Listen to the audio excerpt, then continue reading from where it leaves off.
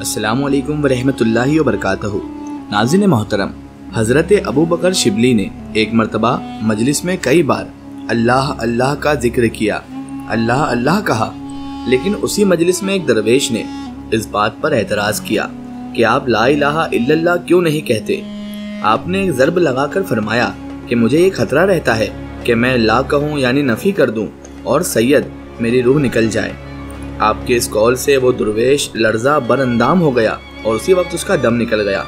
और जब उसके अइज़ा आपको कातिल कहकर दरबार खिलाफत में ले गए तो आपके ऊपर वजदानी कैफियत तारी थी और दरबार में हाजिरी के बाद आपसे सफाई पेश करने के लिए कहा गया तो आपने फरमाया उस दरवेश की जान तो इश्क़ इलाही से खारिज होकर पहले ही बकाए जलाल बारी में फना होने वाली थी और उसकी रूह दुनिया से राब्ता खत्म कर चुकी थी, इसलिए उसको मेरे कौल की समात की ताकत न रही और बरके मुशाहिदा जमाल की चमक से उसकी रूह मुर्गे बिस्मिल की तरह परवाज कर गई, लिहाजा उसमें मेरा कोई कसूर नहीं। ये बयान सुनकर खलीफा ने हुक्म दिया कि आप रहमतुल्लाह अलैह को बाहर ले जाया जाए, क्योंकि अगर मैं कुछ देर और इनकी गुफ्तगू सुन लूँगा तो मैं भी बेहोश हो जाऊँगा। नाज़रीन मोहतरम, हज़रत शेख अबू बकर शिबली रहमतुल्लाह ताला अलैह के मुरीद आपकी खानकाह में हाजिर रहते। आप उनसे मुख्तलिफ तरीकों से नफ्स कशी कराते, यानी अपनी नफ्स पर काबू करवाते। एक मरतबा आपकी खानकाह में 40 मुरीद मौजूद थे। आप उनके दरमियान तशरीफ लाए और फरमाया, दोस्तों, हक ताला अपने बंदों के रिस्क का खुद कफील है और फरमाता है, तर्जुमा, जो परहेजगारी के साथ अल्लाह की तरफ रुजू करे वो उसके लिए गुजर बसर का जरिया खोल देता है और वहाँ से रिस्क देता है जहाँ से मिलने का उसे ख्याल भी न था, और जो अल्लाह पर भरोसा करेगा तो वही उसके लिए काफ़ी है। आप रहमतुल्लाह अलैह का ये इरशाद सुनकर सब मुरीदों ने तवक्कुल इख्तियार कर लिया और निहायत तफर्रुक़ के साथ इबादत में मशगूल हो गए। इस तरह उनको 3 दिन गुजर गए और खाने को कुछ न मिला। तीसरे दिन शेख शिबली रहमतुल्लाह अलैह फिर उनके पास तशरीफ़ ले गए और फरमाया, दोस्तों, हक ताला ने सबब को बंदों के लिए जायज़ करार दिया है और फरमाया है, तर्जुमा, वही अल्लाह है जिसने ज़मीन को तुम्हारे सामने आजिज़ व जलील बना दिया, बस उसके रास्तों में चलो और उसके रिस्क को खाओ। इसलिए अब मुनासिब है कि तुम में से एक सबसे ज्यादा नेक नियत शख्स इस गोशे उजलत से निकले और रिस्क तलाश करे ताकि उसे खाकर तुम कुछ कुव्वत हासिल करो। आपकी हिदायत सुनकर सबने एक शख्स को मुंतखब किया और उसे तलाशे मुआश के लिए रवाना कर दिया, यानी रिस्क के लिए रवाना फरमा दिया। वो शख्स भी इन लोगों की मुजाहिदात में शामिल था। वो बगदाद के सारे मोहल्लों में घुमा मगर कुछ हाथ न आया। पहले ही 3 दिन का भूखा था, इस दौड़ धूप में और निढाल हो गया और टांगे चलने फिरने से जवाब दे गईं। फिर करीब ही एक नसरानी तबीब का मतब उसे नजर आया जहाँ पर वो तबीब बैठा करता था। मजबूर होकर उसमें जाकर ये शख्स बैठ गया। वहाँ बहुत से मरीज जमा थे और हकीम साहब बारी बारी उनको देखकर दवा तजवीज करते जाते थे। जब भीड़ कम हुई तो हकीम साहब की नजर उस खस्ता हाल दरवेश पर पड़ी। उसको अपने पास बुलाकर उन्होंने नरमी से पूछा, तुम्हें क्या शिकायत है? दरवेश शेख शिबली रहमतुल्लाह अलैह की सोहबत में रहकर मांगने की आदत तर्क कर चुका था। ये तो ना कह सका कि रोटी की तलाश है। बेख्तियारी में अपना हाथ तबीब के हाथ में दे दिया। उसने नफ्स देखी और समझ गया कि ये कई रोज से भूखा मरीज है, भूख का मरीज है। उससे कहा, जरा सब्र करो, तुम्हारी बीमारी का इलाज अभी हो जाता है। फिर उसने अपने मुलाजिम को बुलाकर हिदायत की कि बाजार जाकर 1 रतल रोटी, 1 रतल हलवा और 1 रतल भुना हुआ गोश्त लाओ। जब मुलाजिम सारी चीजें ले आया तो तबीब ने उन्हें दरवेश के सामने रख दिया और कहा कि तुम्हारे मर्ज का यही इलाज है। दरवेश ने कहा, आपकी तशखीस तो बिल्कुल सही है, लेकिन मैं तन्हा इस मर्ज में मुब्तला नहीं हूँ, हम ऐसे 40 मरीज हैं। फराख हौसला तबीब ने फौरन मुलाजिम को भेजकर ये तमाम चीजें 40-40 रतल की मिकदार में मंगवा ली और उन सबको एक ख्वान में लगाकर एक मजदूर के सिर पर लदवाई और कहा कि ये शख्स जहाँ ले जाए इन चीजों को साथ ले जाकर पहुँचा दो। चुनांचे वो दरवेश अल्लाह ताला की तमहीद करता हुआ उन नेमतों को लिए हुए अपने साथियों के पास खानकाह शरीफ में आ पहुंचा, जहां वो सब शेख शिबली रहमतुल्लाह अलैह के हमरा जिक्र इलाही में मसरूफ थे। शेख शिबली रहमतुल्लाह अलैह ने ये ख्वाने नेमत देखा तो फरमाया कि इस खाने का अजीब भेद है। फिर उससे मुरीद से सारा वाक़या सुना और फरमाया, दोस्तों, क्या तुम्हें ये पसंद है कि एक नसरानी का खाना खाओ और उसका कुछ मुआवजा उसको अदा न करो? सब ने अर्ज किया कि ऐ शेख शिबली रहमतुल्लाह अलैह, इसका मुआवजा क्या होगा? फरमाया, उसके हक में दुआ करो। उसी वक्त सब ने दुआ के लिए हाथ उठा दिए और निहायत खुशू व खुदू के साथ सब ने एक साथ दुआ की। दुआ क्या की उस दुआ की बरकत से उस नसरानी तबीब के लिए जब इन लोगों ने हिदायत और खैर बरकत की दुआ की, उसने इत्तेफाक देखिए कि वो नसरानी तबीब भी भूख के उन 40 मरीजों को देखने के लिए उस दरवेश के पीछे पीछे चला आया था। उन लोगों का तवक्कुल देखा तो बेहद मुतासिर हुआ, और जब उन्होंने उसके हक में सच्चे दिल के साथ दुआएं खैर करना शुरू कर दी तो वो बेताब हो गया और फौरन खानकाह के दरवाजे पर दस्तक देने लगा।